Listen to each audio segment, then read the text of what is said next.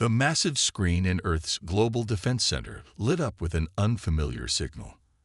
Admiral James Miller stood straight, his weathered hands clasped behind his back as he watched the unknown transmission resolve into a clear image.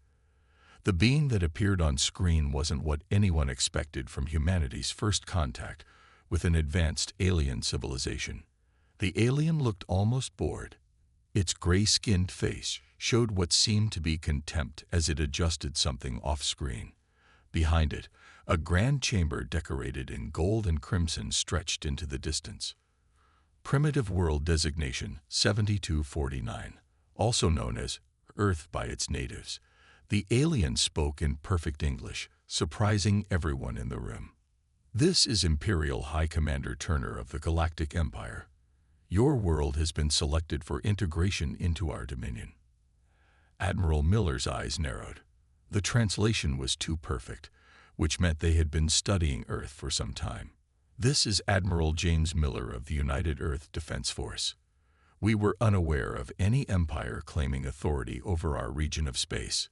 The alien's expression shifted to something resembling amusement. "Of course you were unaware.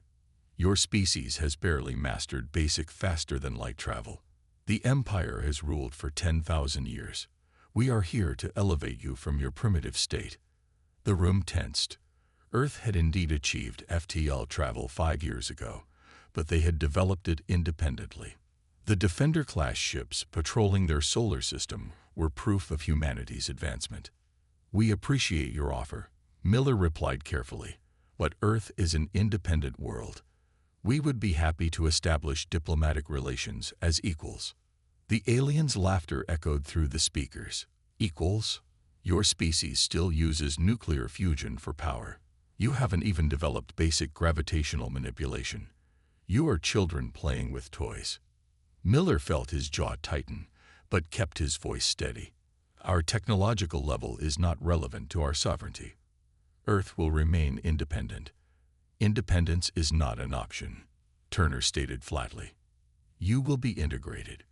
Your resources will serve the Empire. Your people will be uplifted to serve as productive members of Imperial society. This is not a negotiation." The Global Defense Council members watching the exchange began talking among themselves. Miller raised his hand for silence.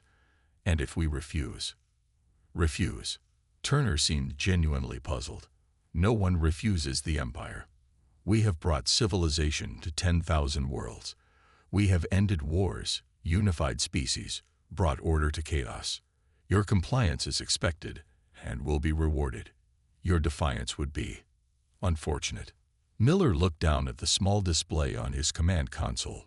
Earth's defense fleet was already moving into position, quietly and efficiently.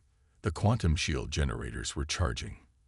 Everything they had prepared for, everything they had built in secret, was ready. "We will need time to consider your offer," Miller said carefully. "Our world's governments must be consulted." Turner waved his hand dismissively.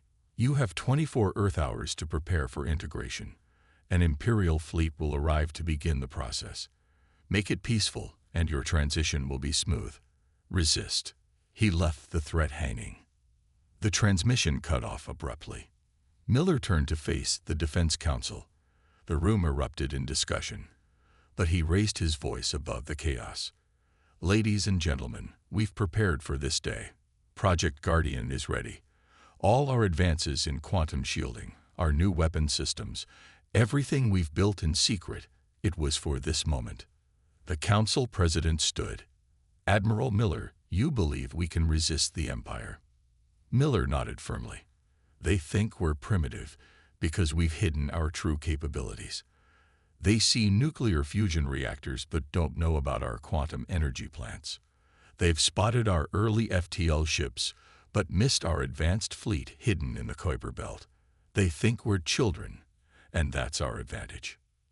"Then we are agreed." The president looked around the room. "We reject their demands." The vote was unanimous. Within hours, Earth's response was ready. When the Empire called again, Miller delivered humanity's answer with a slight smile. "Imperial High Commander, Earth has considered your generous offer of integration. Our response is simple. Earth and the Sol system are hereby declared off-limits to Imperial forces. Any attempt to enter our space will be met with immediate military response. This is not a negotiation. The look of shock on Turner's face was worth everything. The real test would come soon, but humanity was ready. They had been preparing for this moment since they first detected Imperial ships at the edge of their solar system 3 years ago. The warning had been delivered. Now the real work would begin. The Imperial ships emerged from hyperspace in a flash of blue light. 50 massive warships, each one bigger than Earth's largest cities, formed a perfect attack pattern near Mars' orbit. Their golden hulls gleamed in the sunlight, a display of power meant to terrify humanity into submission. Commander Anna Reed stood on the bridge of Earth's orbital defense station Alpha, watching the enemy fleet with calm eyes. "They certainly know how to make an entrance," she said, taking a sip from her coffee mug. The station's crew worked quietly at their posts, preparing for what was coming. The familiar face of Imperial Commander Turner appeared on all Earth's communication channels. "Primitive world Earth, you have made a grave mistake. Witness the power of the Empire and reconsider your foolish defiance." Reed put down her coffee and pressed a button on her command chair.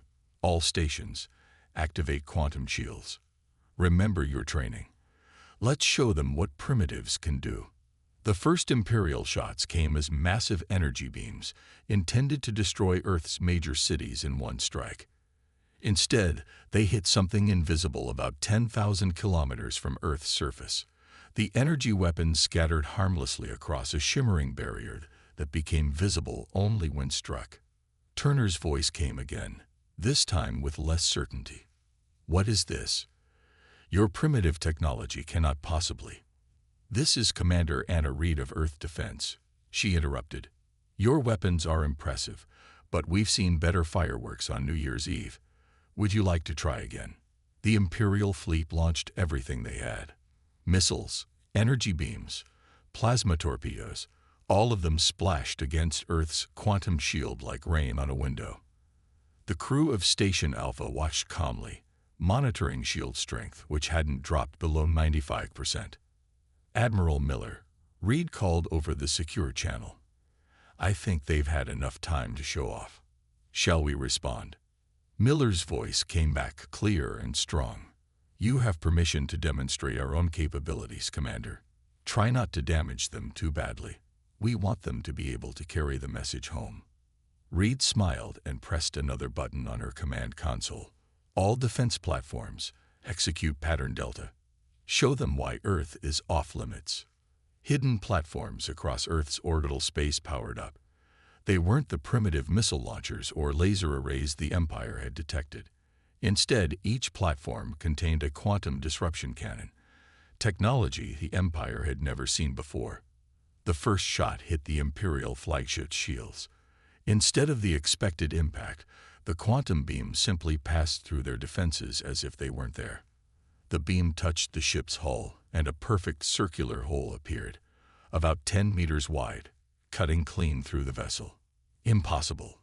Turner's voice cracked with disbelief. "Our shields are the most advanced in the galaxy." "We're the most advanced," Reed corrected him. "You see, Commander Turner, while you were watching our public space program and counting our fusion reactors, we were studying your shield technology. Everything you saw on Earth was what we wanted you to see." The defense platforms fired again, each shot precisely targeted to disable but not destroy the Imperial ships. Engines failed, weapon systems went dark, and communication arrays collapsed. In less than 5 minutes, 47 of the 50 ships were dead in space. "This is your only warning," Reed announced to the crippled fleet. "Earth is not interested in your empire. We are not primitive, and we are not defenseless. Take your ships, the ones that can still move, and leave. Don't come back." The remaining 3 functional Imperial ships quickly began rescue operations, towing away their damaged companions. It took them 6 hours to retreat, giving Earth plenty of time to record their humiliation. As the last ship disappeared into hyperspace, Admiral Miller's voice came over the general channel. Well done, everyone. But don't celebrate yet. This was just their first attempt. They'll be back, and next time, they won't underestimate us. Reed looked at the tactical display, where hundreds of green dots showed Earth's real defense fleet emerging from their hidden bases in the Kuiper Belt. Let them come, she said quietly. We'll be ready. In the following days, Earth's quantum shield technology was revealed to the public. People celebrated in the streets, not because they had won a war, but because for the first time in history, humanity had stood up to a galactic superpower and sent them running. The Empire had wanted to give Earth a demonstration.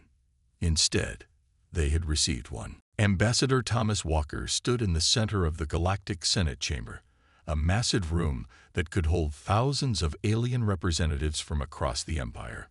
He was the first human to ever stand there, and he made sure his posture showed no fear.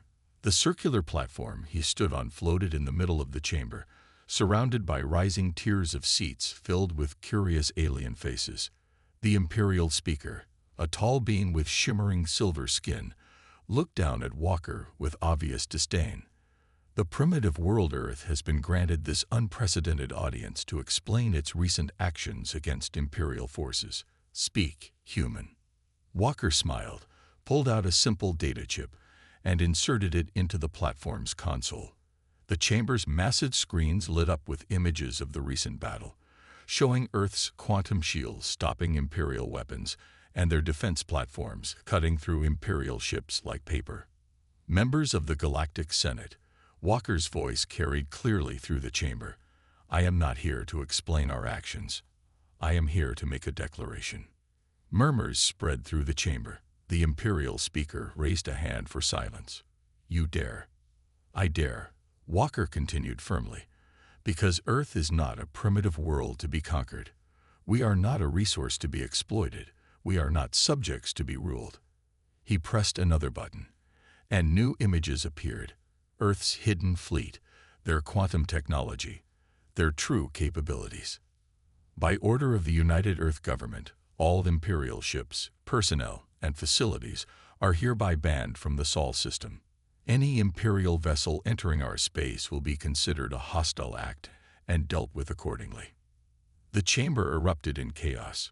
Species that had lived under Imperial rule for thousands of years watched in shock as a primitive world openly defied the Empire. The Imperial speaker's silver skin turned almost white with rage. This is unprecedented.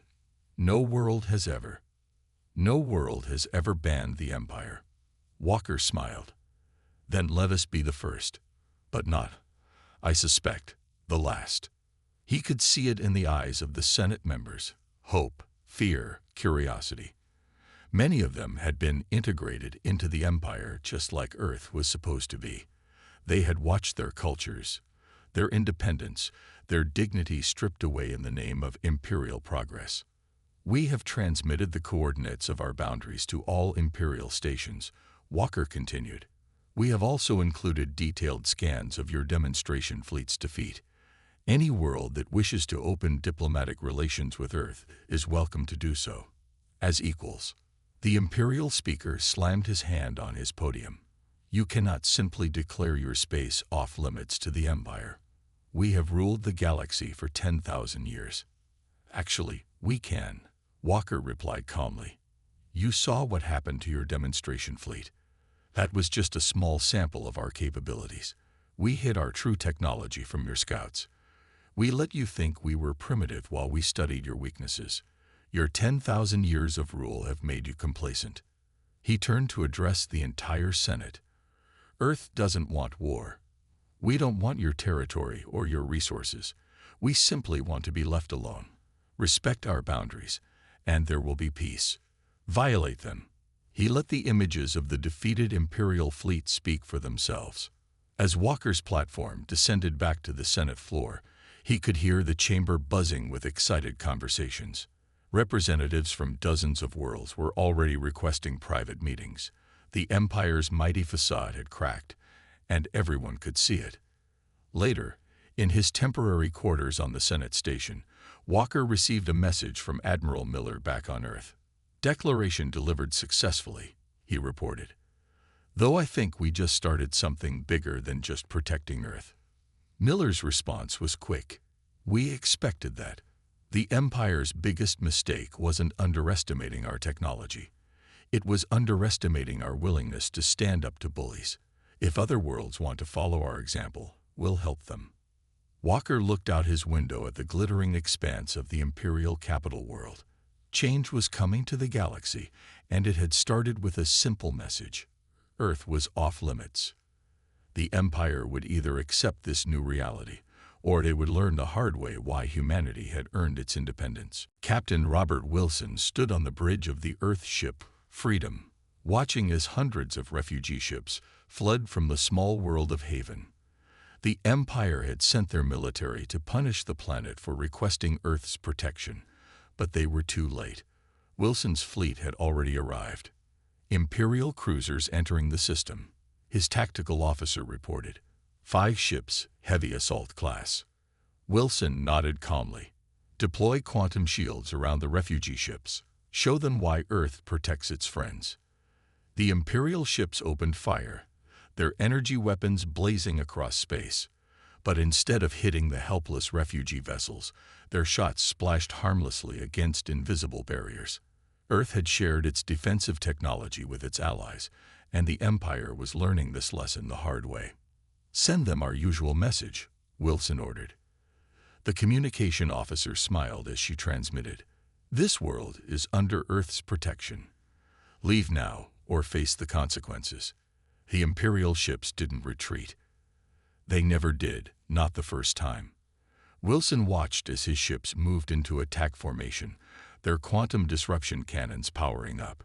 The battle that followed was brief and one-sided. Back on Earth, Admiral Miller received Wilson's report with satisfaction. "Another world saved," he told the United Earth Council. "That makes 17 worlds that have officially requested our protection in the last month." The Council chamber's main screen showed a map of known space. Blue dots marked Earth-allied worlds, growing like a spreading constellation among the Empire's red territory.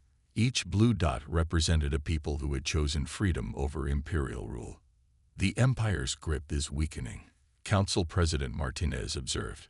"Their own citizens are seeing that resistance is possible. But can we protect them all?" Miller pointed to another display showing production numbers. "Our shipyards are working at full capacity. Every allied world is now building quantum shield generators. The Empire's weapons become less effective every day as our technology spreads." A priority message flashed on the main screen. The mining colony of Deep Rock was declaring independence from the Empire. They had already disabled their Imperial garrison using plans provided by Earth's intelligence service. "They're not just asking for protection anymore," Miller said proudly. "They're fighting back on their own. The Empire's facade of invincibility is crumbling." In the Deep Rock system, the local defenders celebrated their victory. Their leaders had studied Earth's battle tactics, learned from humanity's example. Simple miners and engineers had outsmarted Imperial troops using tools and determination. On a dozen worlds, similar scenes played out. Earth ships arrived with supplies, technology, and training. Captain Wilson's freedom became a symbol of hope. Where Imperial ships brought demands and threats, Earth vessels brought offers of friendship and respect. The Empire's response grew increasingly desperate. They sent larger fleets, made harsher examples of rebel worlds. But each act of cruelty only pushed more systems to seek Earth's alliance. The very weapons that had kept the Empire in power for millennia proved useless against quantum shields.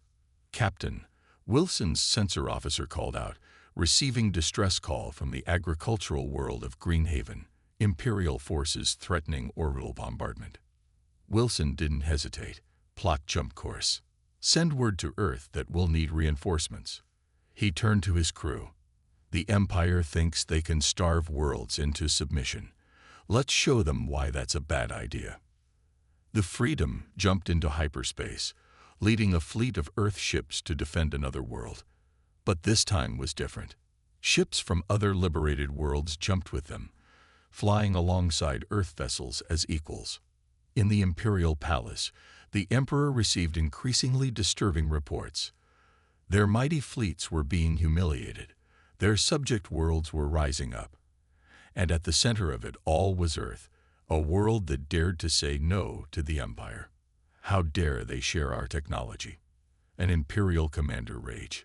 It's not your technology anymore, Ambassador Walker replied from Earth's embassy.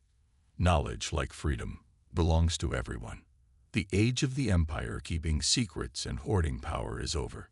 The rebellion was no longer just about Earth defending its space. It had become something much bigger. A revolution of ideas, spreading across the stars like wildfire.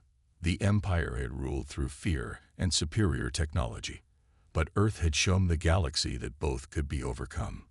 And this was only the beginning. The Imperial Emperor stood in his war room, his face dark with anger as he looked at the tactical display. 300 worlds had now broken away from the Empire. Earth's influence was spreading like a disease through his perfect order. Deploy the reserve fleet, he commanded. All of it. 1,000 Imperial warships, the largest fleet ever assembled, jumped into space near Earth's solar system. Leading them was the Emperor's personal flagship, a massive vessel that could destroy entire planets. Admiral Miller received the news calmly. So they finally decided to throw everything at us, he said to his command staff. Send the signal to our allies.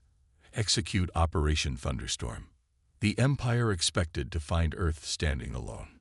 Instead, they found 500 ships from freed worlds waiting alongside Earth's fleet.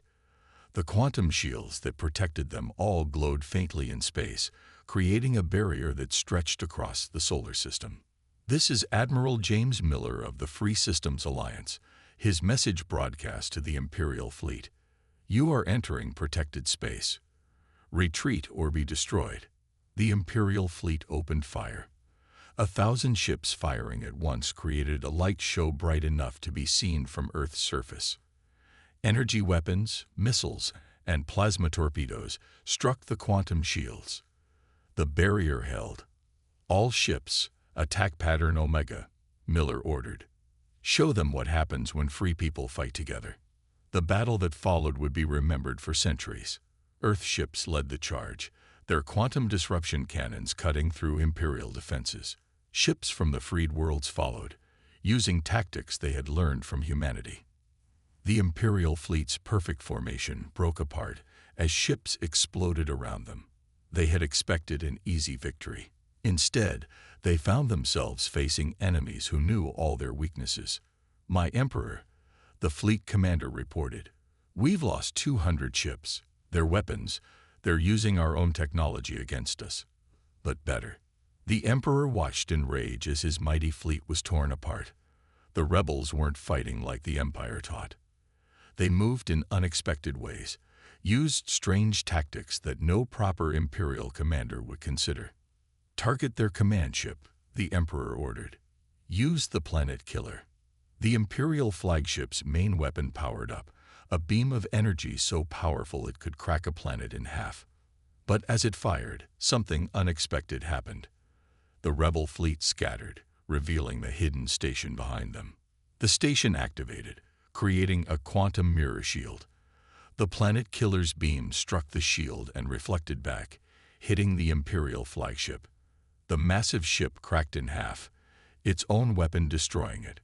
Imperial forces. Miller broadcast again. Your Emperor is dead. His ship is destroyed. Look around you. Is this empire really worth dying for?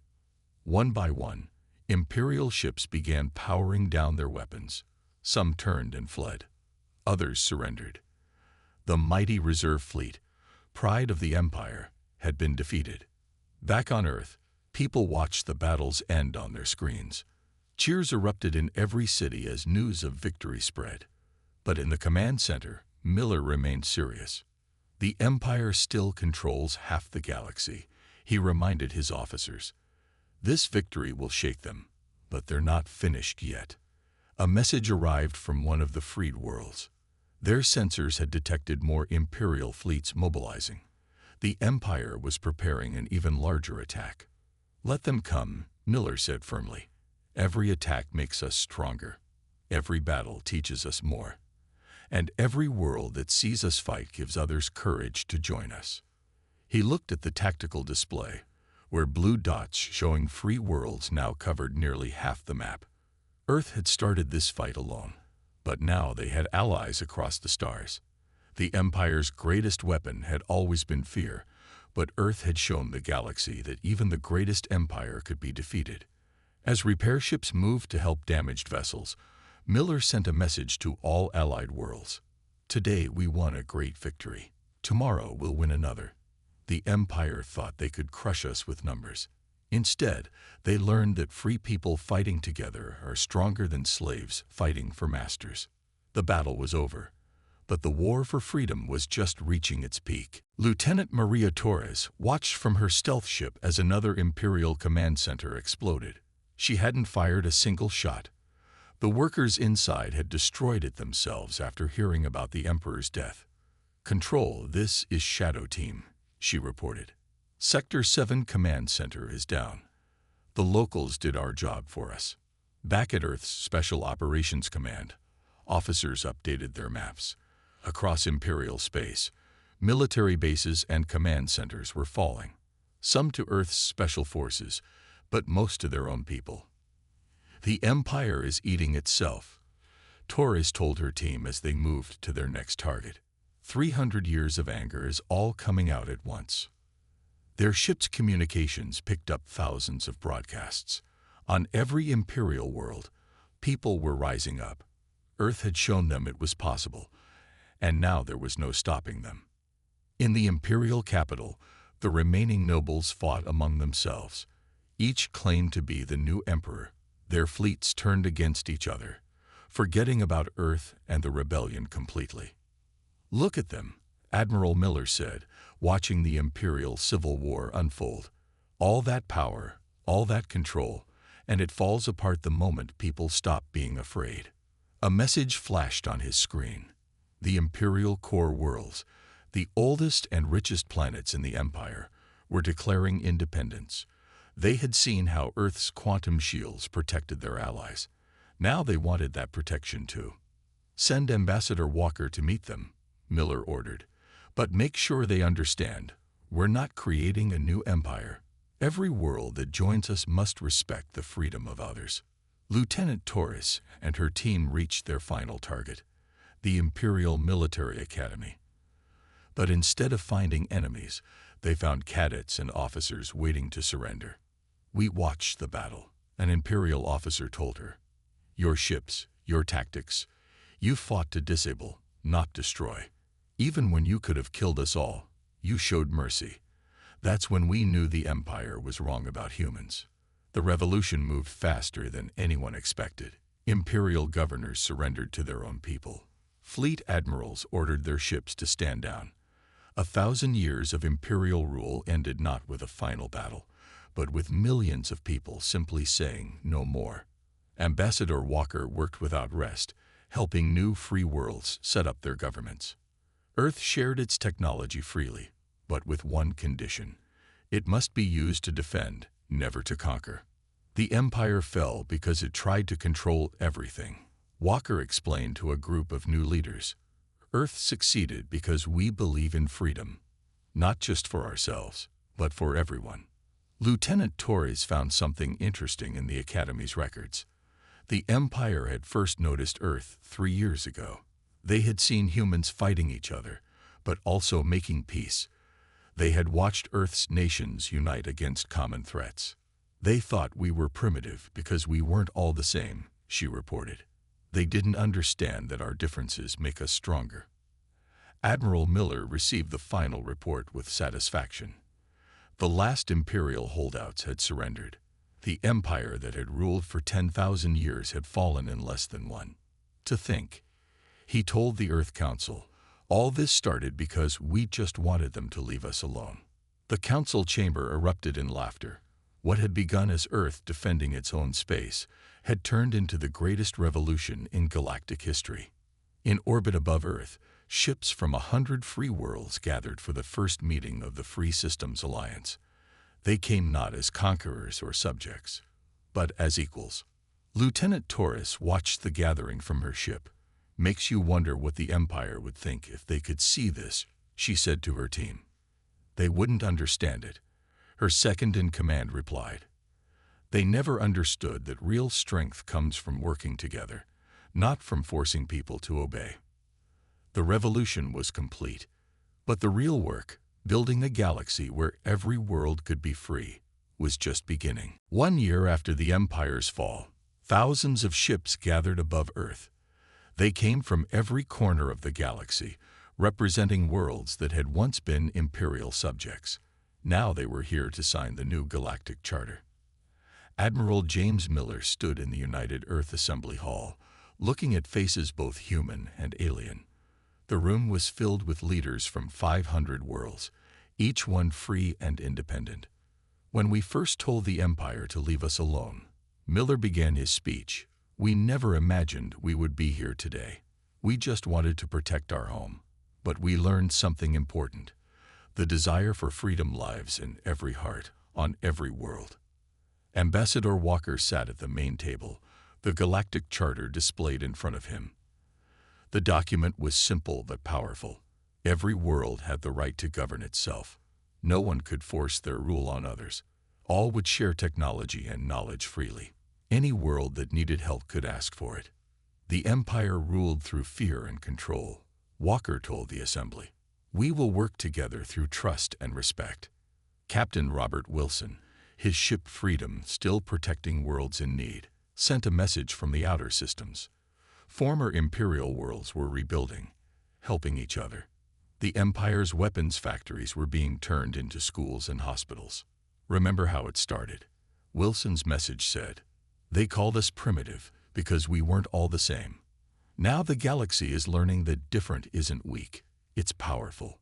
Lieutenant Maria Torres, now General Torres, led the new Galactic Defense Force. But unlike the Imperial military, they didn't conquer or control. They helped worlds protect themselves, taught them to use quantum shields, showed them how to stay free. Every world defends itself, Torres explained to her new recruits. "We just help them learn how. No more empires, no more masters." In the ruins of the Imperial Palace, workers found something interesting. The first reports about Earth. The Empire scouts had watched humans fighting wars, splitting atoms, reaching for the stars. They had seen Earth's many nations and cultures and thought it meant weakness. Their mistake, Miller told the Assembly, was thinking that unity means everyone must be the same. Real unity comes from different people choosing to work together. The Galactic Charter was signed in a ceremony watched by trillions across the galaxy. Each world kept its own ways, its own beliefs, its own dreams, but all agreed to help each other, to share knowledge, to stand together against any new empire that might rise. 10 years later, Miller stood on the observation deck of Harmony Station, the new center of galactic cooperation. Below him, Earth still turned peacefully, the quantum shield barely visible as a faint shimmer in the atmosphere. "Did you ever think it would turn out like this?" Walker asked, joining him at the window. Miller smiled. "Honestly, I just wanted them to respect our no-entry sign." They watched as ships from across the galaxy passed by, trading vessels, exploration ships, cultural exchanges. The Empire had kept worlds isolated, afraid of each other. Now they were learning from each other, growing stronger together. In schools across the galaxy, children learned the story, how one primitive world had stood up to an empire, how Earth's defiance had sparked a revolution, how the desire for freedom had brought down 10,000 years of imperial rule. But most importantly, they learned that true strength didn't come from conquering others or forcing them to be the same. It came from respecting differences, sharing knowledge, and working together. The empire was gone. In its place was something new. Not a single power ruling all, but many worlds choosing to help each other. Earth had banned the empire from its space, and in doing so, had freed the galaxy.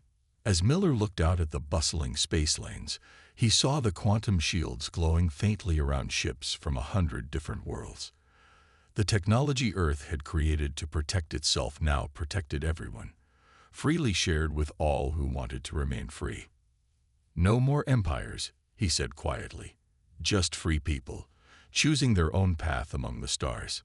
It had started with a simple message. Earth was off-limits to Imperial forces. It had ended with a free galaxy, where every world could say the same. The end.